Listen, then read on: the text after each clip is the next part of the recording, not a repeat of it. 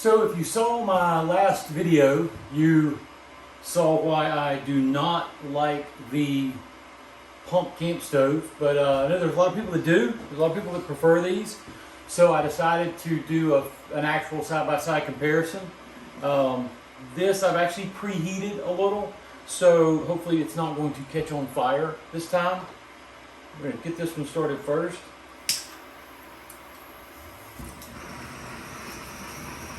And even though it's preheated, it still takes a second for that flame to concentrate.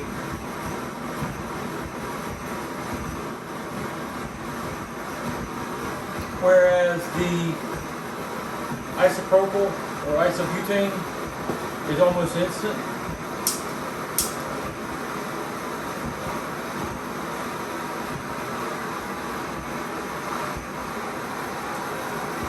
I'm going to put this on first.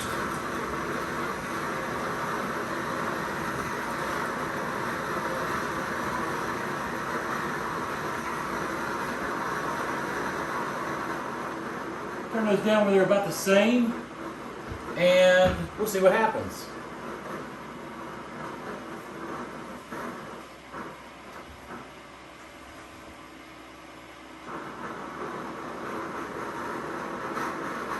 Alright, so they're roughly the same. You can see I'm still getting a lot of air coming out of the pump stove. The pump stove is louder. They've got roughly the same amount of water. And I'm already getting bubbles on the bottom of the jet boil stove. I'm not seeing any yet. Just a few. We're going to see which one boils faster.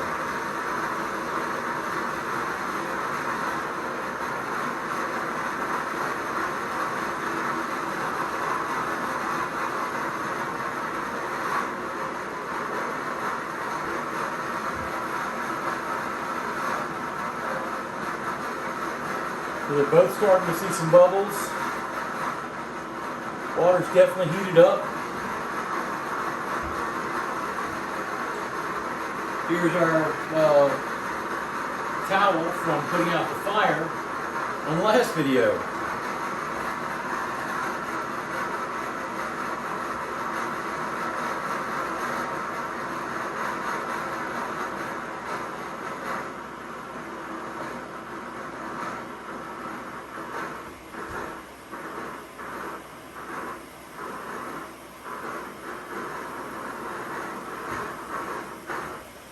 So in addition to weight issues with the pump stove being heavier, the fuel being heavier, it takes more, you have to watch it a little closer. We are already starting to boil on the jet boil, but if you watched my last video, you saw why I prefer the jet boil. It's lighter.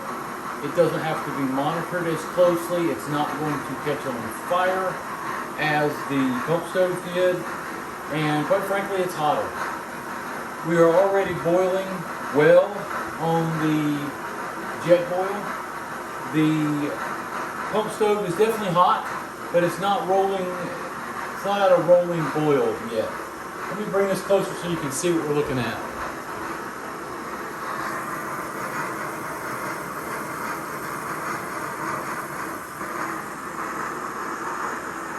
So there's a significant difference in speed, weight, and probably safety with the jet boil. So the jet boil is definitely my preference. I will still have this as a backup when I'm camping from the car, but the jet boil is definitely the way to go.